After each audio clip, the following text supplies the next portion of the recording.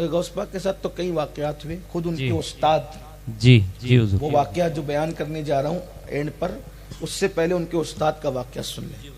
हजरत गौस आजम शेख अब्दुल कादिर जिलानी के उस्ताद थे शेख हम्माद, गौस पाक के असातिज़ा में से।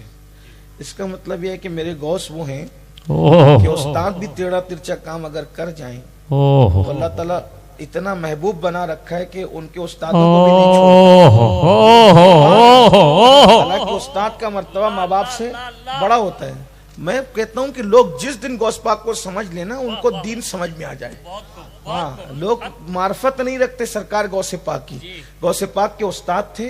एक दिन सरकार गौसे आजम रदी अल्लाह तआला सर्दी के दिनों में उस्ताद के साथ जा रहे थे, तो उस्ताद ने क्या किया, अजराए मजाक की नीयत से गौस पाक का इम्तिहान लेने के लिए, गौस पाक सर्दी थी, अब बगदाद में बहुत सर्दी होती, अल्लाह आपको बगदाद शरीफ आमीन आमीन आमीन जल्द नसीब फरमाए।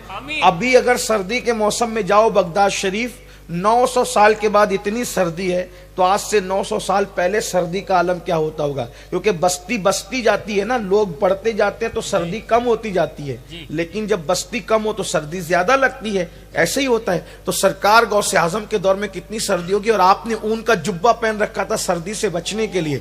उस्ताद ने क्या किया, जा रहे हैं तो पुल से गुजर रहे थे, नीचे दरिया था, मजाक की नीयत से गौसे पाक को कोनी मारी, एक कोनी मारी और आपको दरिया में डाल दिया।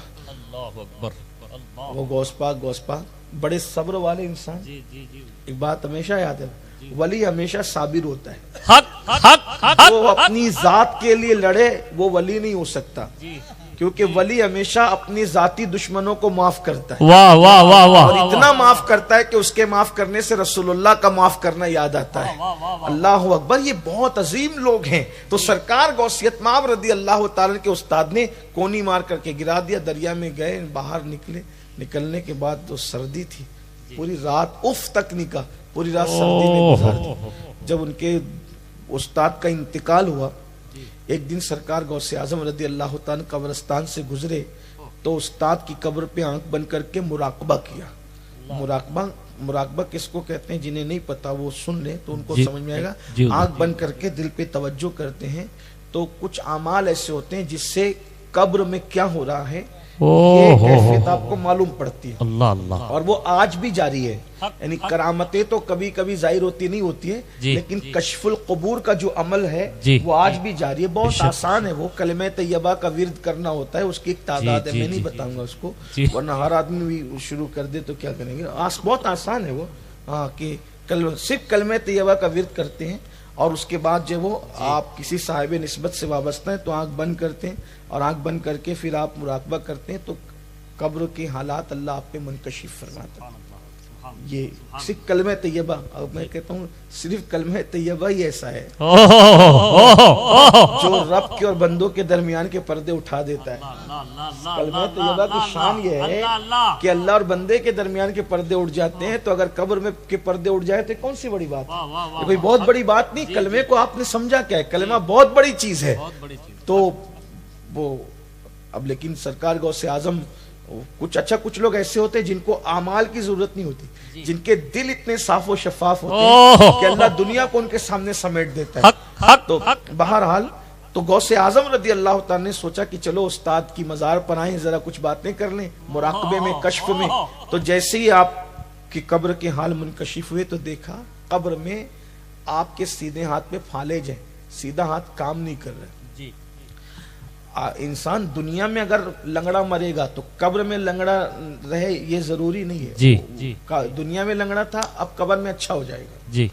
कब्र के हालात अलग ही हैं, बल्कि पूरी जिंदगी किसी को अलिफ बा ता सा जीम हा कुछ भी नहीं मालूम, कुछ भी नहीं मालूम, लेकिन जैसे ही मरा तो उसको अरबी आने लगती, आती कि नहीं उसको। फरिश्ते सवाल तो अरबी में करते, कोई गुजराती में थोड़ी करेंगे कि गुजराती मरा तो गुजराती वाले सवाल कर ले, और क्या बंगाली मरा तो बंगाली में सवाल कर। अभी हम लोग बरसों से आते हैं, लेकिन जो वो हमें गुजराती नहीं आती गुजराती। कुछ सोचते हैं, सुनते हैं तो गौर करते हैं कि क्या कहा क्या नहीं कहा, ये भी तो है। तो एक दिन तो सबको मरना ही है ना, काले बदल ये برکاتی صاحب ہمیشہ لوگوں کو کہتے ہیں کالے بدا سب گجری جوانا گجری جاؤنا چاہیے، آج تک اس کو بولنا نہیں آیا، تو لوگ کہتے ہیں ایسے، لیکن یہ کالے جو ہے نا یہ کل نہیں ہے، یعنی جو صبح کی اس دن نہیں ہے، اس سے کالے سے مراد ایک قیامت کا کالے ہے، وہ ضرور آئے گا۔ جی جی تو بہرحال اللہ پاک بندہ مرتا اس کو عربی آ جاتی، مرتی عربی آ جاتی۔ جی جی تو اسی طرح دنیا میں لنگڑا تھا تو قبر میں بھی لنگڑا ہو، ایسا نہیں ہے، اندھا تھا قبر میں اندھا ہو، ایسا نہیں ہے۔ دنیا کے معاملات دنیا میں، قبر کے معاملات کا، قبر ایک الگ چیز ہے۔ یہ دنیا میں 500 سال گزر گئے، 1000 سال گزر گئے، ادھر 1 منٹ بھی نہیں گزرتا۔ جو لوگ سوچتے ہیں نا کہ قبر میں آدمی سوتے سوتے تھک جائے گا، کوئی تھکنے والا معاملہ نہیں ہے۔ یہ ٹائم دنیا میں گزرتا ہے، قبر میں کوئی ٹائم نہیں گزرتا، بلکہ آدمی جب قیامت میں اٹھے گا تو اس کو ایسا لگے گا میں رات کو سویا تھا اور صبح کو اٹھ گیا۔ کوئی بوریت نہیں ہے وہاں، بلکہ قبر جنت کے باغوں میں سے ایک باغ ہے۔ اگر آپ رسول اللہ کے وفادار ہیں تو قبر جنت کے باغوں میں بڑے مزے کی نیند آئے گی۔ قبر میں اللہ کے رسول فرماتے ہیں جنت کا بستر بچھایا جائے گا، جنت کی کھڑکی کھولی جائے گی، اور قبر جنت کے باغوں میں سے باغ بنا دی جائے گی، اور کہا جائے گا ایسے سو جا جیسے پہلی رات کی دلہن سوتی ہے۔ مزے سے سوئے گا مومن، ایمان شان و ایمان والا شان سے سوئے گا۔ اور قبر تا یہاں تو یہ لگ رہا ہے نا قبرستان میں کہ یہ 2 گز زمین ہے، کروٹ بھی نہیں لے سکتے، مگر آقا علیہ السلام فرماتے ہیں جہاں تک تیری نظر جائے گی وہاں تک تیری قبر کو کشادہ کر دیا جائے گا۔ مومن کی قبر بہت بڑی ہے، بڑے مزے قبر میں، بس شرط ایک ہے حضور سے وفا کرو۔ جو پوری زندگی رسول اللہ کی محبت میں داڑھی کے چند بال بھی نہ بڑھا سکے ان کو کس منہ سے وفادار کہا جائے؟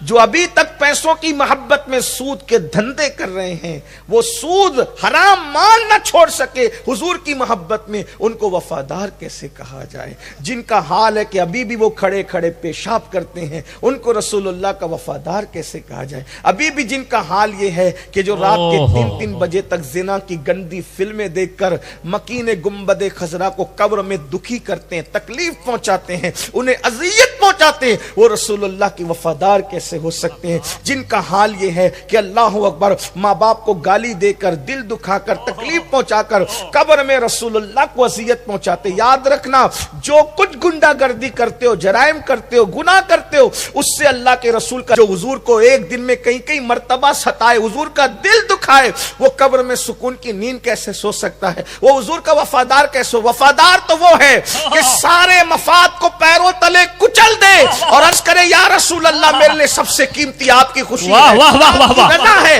جب اللہ آپ کی رضا چاہتا ہے تو میں بندہ ہو کر آپ کی رضا کیوں نہ چاہوں؟ حضور میں سب مفاد چھوڑ سکتا ہوں مگر آپ کو ناراض نہیں کر سکتا، آپ کو دکھی نہیں کر سکتا۔ جھوٹ بولوں گا دوست راضی ہوں گے، سچ بولوں گا آپ خوش ہوں گے۔ میں کروڑوں دوست آپ پہ قربان کرتا ہوں مگر آپ کو ناراض نہیں کر سکتا۔ یا رسول اللہ حرام کاروبار کروں گا، چند دن کے لیے بچے عیش اور آرام کی زندگی گزار دیں گے مگر آپ دکھی ہوں گے، آپ ناراض ہوں گے، آپ کا دل دکھے گا۔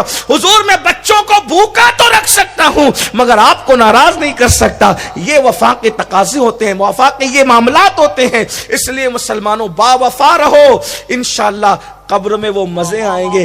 یاد کرو گے کہ کسی نے فلسفہ بتایا تھا، آپ دعا دو گے قبر سے کہ کسی نے ہماری رہنمائی کی تھی۔ اس لیے دنیا سے بہت زیادہ مزے قبر میں ہیں۔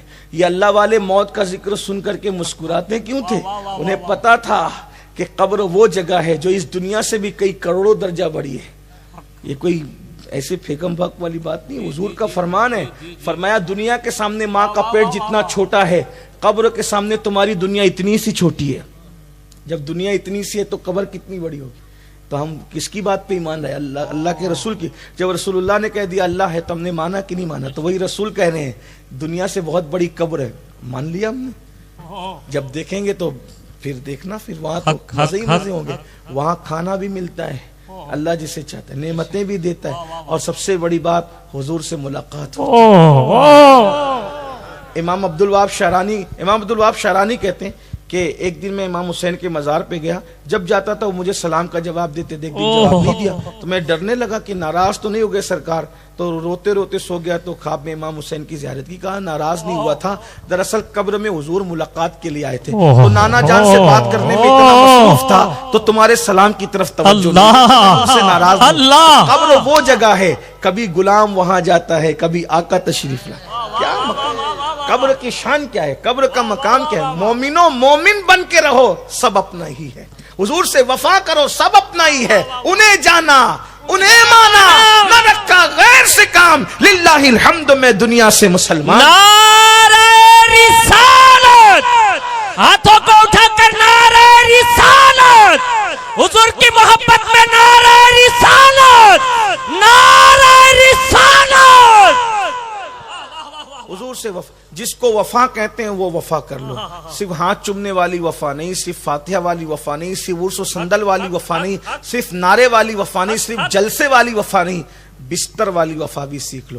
حضور کی آنکھوں کی ٹھنڈک نماز ہے، لات مار دو ایسی نیند کو، لعنت کرو ایسی نیند پر جس سے حضور کا دل دکھے، وہی نیند چاہیے جتنی حضور نے کرنے کا حکم دیا، جو نیند حضور کا دل دکھائے ہمیں ایسی نیند نہیں چاہیے، یہ طے کرنا ہوگا، یہ سوچنا ہوگا۔ وہی دولت ہمیں پسند ہے جو حضور کو پسند ہے، جو دولت سے حضور کا دل دکھے ایسی دولت پہ ہم لعنت کرتے ہیں، بس سب چیزیں قربان کر دو ان پر، پیدر مادر برادر مال و جاں ان پر فدا کر دے، نبی سے جو ہو بیگانہ اسے دل سے جدا کر دے، پیدر مادر برادر مال و جان ان پر فدا کر۔ بات دور نکل گئی تو عرض کر رہا تھا کہ غوث پاک نے دیکھا کہ ان کے استاد قبر میں سیدھی طرف فالج ہے، ہاتھ کام نہیں کر رہا ہے، تو پوچھا حضرت یہ کیا ہو گیا آپ کو، قبر میں آپ کے کو فالج؟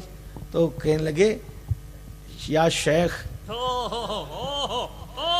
آپ کی وجہ سے یہ تکلیف ہے، میری وجہ سے؟ تو کہا ایک دن آپ سردیوں میں نے آپ کو ایسی دھکا دیا تھا نا اس ہاتھ سے، تو دھکا جو دیا تو موت کے بعد اللہ نے کہا میرے محبوب کو تکلیف پہنچائی تھی تو اللہ نے میرے ہاتھ کو فالج زدہ کر دیا، تو غوث پاک نے اللہ سے اس کی مولا میری خاطر ان کا ہاتھ درست کر دے، اسی وقت اللہ نے ان کا ہاتھ درست فرما دیا۔ تو اللہ پاک، اب آپ بتائیں شیخ حماد بھی کوئی چھوٹے موٹے آدمی نہیں تھے، جب غوث پاک کے استاد ہو کر سرکار غوث پاک کو صرف دھکا دیا، سوچو تو صحیح، تو قبر میں ان کا ہاتھ جو ہے وہ فالج زدہ ہو گیا اور کام نہیں کرتا تھا۔ تو جو غوث پاک کا دنیا میں مذاق اڑاتے ہیں، ان کی نیاز کا مذاق اڑاتے ہیں، ان کی نسبتوں کا مذاق اڑاتے ہیں، اولیاء اللہ کو برا بھلا کہتے ہیں، پھر ان کا حال کیا ہوگا؟